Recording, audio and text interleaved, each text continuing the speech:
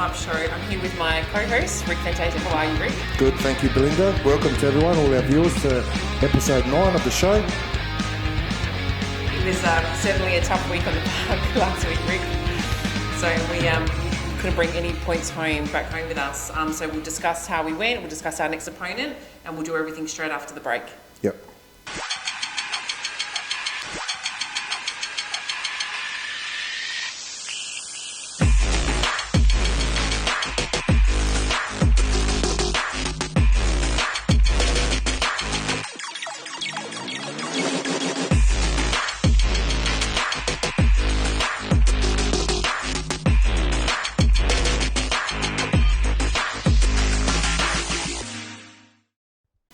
Okay, so let's kick it off. Let's go around the grounds and look overview of the results and the scores of last week, Rick. So we'll kick it off with Adelaide Raiders and Cumberland. Yep, Adelaide Raiders won 2-1 against Cumberland. This was a tricky game for Raiders, and it planned out that way. The game didn't have too many clear-cut chances. Raiders were the better team overall, controlling possession and the tempo of the game, but it was Cumberland who took the lead in the 16th minute. Cumberland then were forced to an early sub at halfway mark of the first half, but they went into the break having the lead and never really struggled to defend the Raiders' attack. In the second half, though, it was a different story. Raiders' tempo started rising, and the 54th minute, Fred Sunday, who was one of our boys last year, won inside a penalty and converted by Ricardo da Silva. So it's good to see that ex-player having a good game. 5 minutes later, it was their other winger to create havoc for the Foxes and then send Raiders into the lead. A lead that never looked in doubt until the 74th minute when Raiders were sent to 10 men. But Cumberland couldn't find the equalising goal. Okay. Yeah. So, yeah, definitely a tight but interesting game there by the sounds of it. Okay, now let's look at Para Hills and Adelaide Cobras. There was a scoreline there of 3-1 to Para Hills. Yep, Para Hills come out, the change rooms firing. Inside the first 10 minutes, they could have been 3-0 up if it wasn't for a lack of finishing. Though it didn't take them long to rectify their lack of finishing, as in the 18th minute, Isaac Hanley scored, and less than 8 minutes later scored a second for his team. Para looked good all game. They looked strong. They gave a few opportunities away, but Cobras couldn't find the back of the net. Even though times they were worrying the Knights with their early goal coming, a well-placed header by Perry Mitras. Cobras had a Jake Monaco sent off for a serious foul in the 75th minute and couldn't push for the equalising goal. And at the end conceded a third in the dying moments of the game. So let's move now forward to Playford City and LA Victory. There was a score of 2-2. What a game this was. Victory started well. The game was played at a good intensity, and the home took out the lead at the 20th minute mark. Things seemed to go Playford's way when Tyler Bailey received a soft red card on the 36th minute. Everything looked good for the Patriots until out of nothing, Victory's winger Awal Dart equalised in stoppage time and sent his team in the shed level at 1-1. Victory work rate was in full show in the second half, denying play for clear openings, and at the 83rd minute, after a great counter in the Victory import, Marko Banonovic scored the goal that everyone thought it would be the winning goal. But at that time, the game show during the 90th minute, there was not a well-written script, and Playford equalised on the 96th minute. So there's a lot of extra time there. Absolutely. Okay, Port Adelaide versus Vipers. Again, Port Adelaide take a win. Wow, doing well. I think they're top of their ladder. 3-2 against Vipers. Another game that was a crazy game. The first half, the game was in the balance. But in the half, around about the hour mark, yeah. Yeah, there was an own goal by Vipers. Pirates started to look like it was their day once again. In this game, there was a 10-minute mini match that shaped the whole game. Pirates scored 2 goals in 3 minutes, and then Vipers a minute later scored, and just 2 minutes they had a player sent off. 5 minutes later, it was 3-1 to the Pirates. There wasn't much time to report for the second half, other than Vipers found a second goal and got another player sent off the 97th minute. There was a lot of action in that game. Absolutely as well. Let's move on to Blue Eagles and Fulham. I think that was played Monday night. Yep, Blue Eagles won there 3-0. It was a hit and run from the Blue Eagles. Their talisman Dante scored 2 goals. He's on fire this season so far. Inside 20 minutes, making the game look like a formality inside half an hour.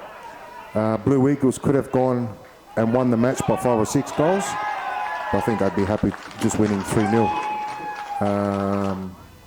So yeah, good. Good hit out by them. Correct. Solid performance there.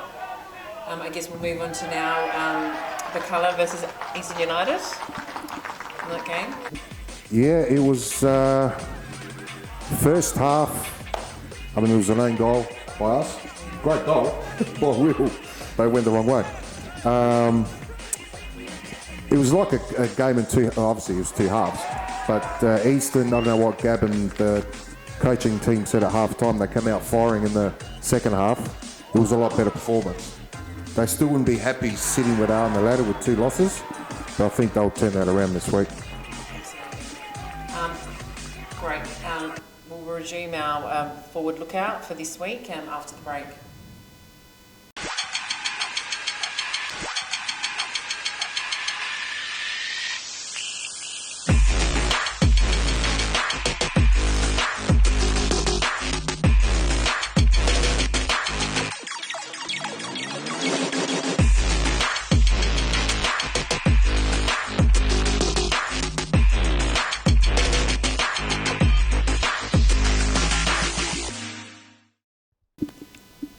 Welcome back, and we'll now move forward to our juniors and how they're developing out there so far. Rick, we've got full teams apparently across the majority of our age divisions. We are still looking for a few under 17s to join the team, but yeah, they're developing well.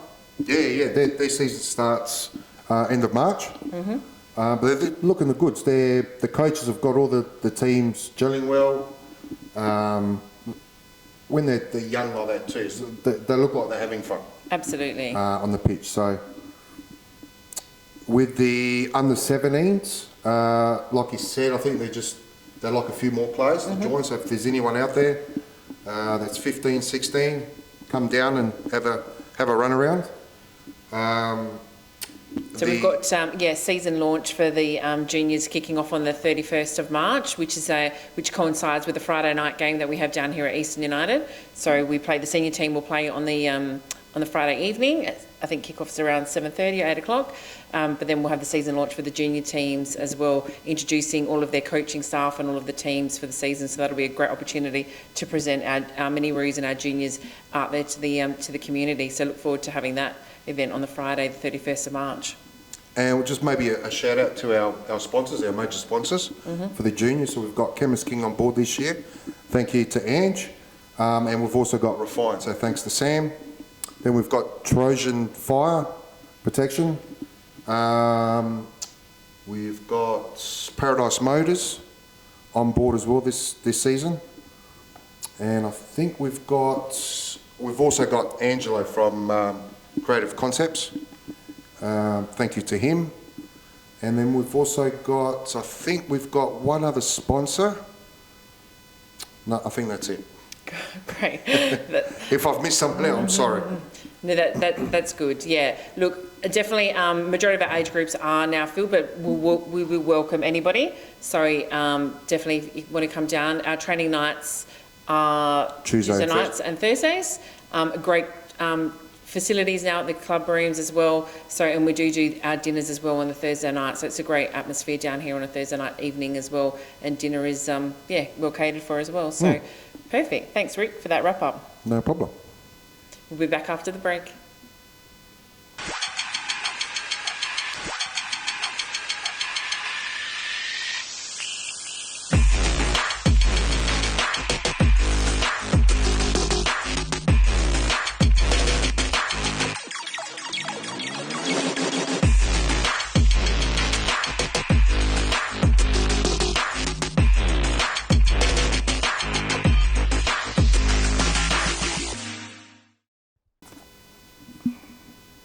Now let's talk about this week's match. We're away again. We play Adelaide Victory at their home ground.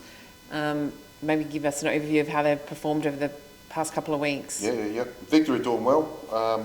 They played their first game against Bacalla, which they won 4-0. And last week against Playford, there was a 2-2 draw. It's going to be a tough game for our boys. I think we've got some inclusions. I think we've got Franz back from suspension. I think the coaching staff have got their full squad. Great.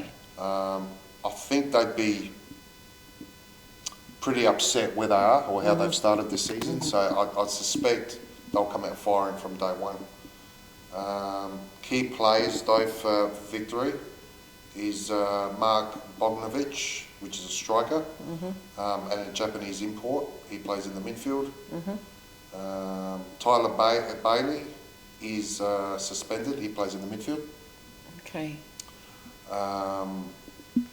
Like I said, Victory played well. I mean, they beat Bacalla 4-0, and we lost against Bacalla last week. So it's going to be interesting to see how the boys turn around the week. I know the group itself are still in a good mindset. You have to be. Absolutely. There's no point dwelling on the past. Let's just move on to the future. So, and it's great to see that we do have a full squad back. So for the coaching staff to make the decisions and put the best team out there on the park.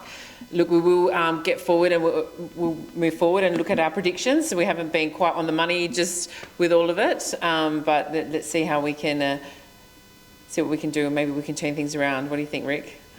I don't know. My predictions have been terrible.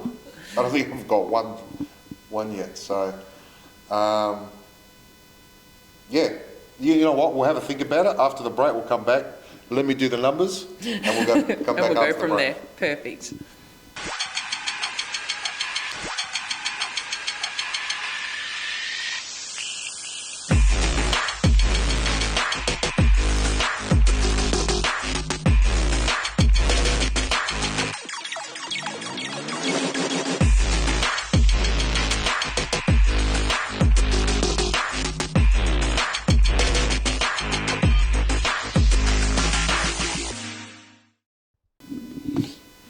Okay, so here we are. It is back now. We've got our prediction time. Look, we haven't been doing very well, Rick, with this, and we look to make a change, I think. This is our time to turn it around. So maybe let's kick it off now with the 18s. 18's actually been playing well this season. They're probably the pick of our bunch. So I think they'll win 2-1. Great, and they've got a couple of inclusions. They had a couple of red cards the week before, so they've got their full team back by the look of it. So we'll see. Hopefully they do. So 2-1 win there for the 18s. What about the under 23s? Under 23s, I reckon they'll turn it around this week too. All our teams are due for a win now, so they've got to start now. There's no point leaving it a bit later on. So I reckon the under 23s, 3-2. Wow, that's a huge score. Let's hopefully, they're in good form to score those goals. All right, let's move forward now to the first team. What do you think we're going to do? I reckon by half time it's going to be 1-1. Okay. End of the 90 minutes, Easton 2-1. Great goal scorers there. What do you think? George. Due for a goal? Yep, due for a goal. And I'm going to go Franz. Perfect. He scored a cracking header. Yeah. Yep. So I'm picking him to score another one. Absolutely. Come up and get it in the back of the net. Yep. Sounds good. I think our defenders have scored more goals than our forwards. You do know something really. Perfect. Thank you for that summary. Let's hope our predictions come true this week, because as we say, we are looking forward to turning our season around and getting a win on the board. So yeah, there's a great opportunity there, especially against Victory. Yep. Thank you, everyone. Really do like to see you guys subscribing and viewing our overview of our show. We look forward to bringing this show to you each week. So click and subscribe and share, and look forward to seeing you all back next week. Thanks, Rick. Thank you.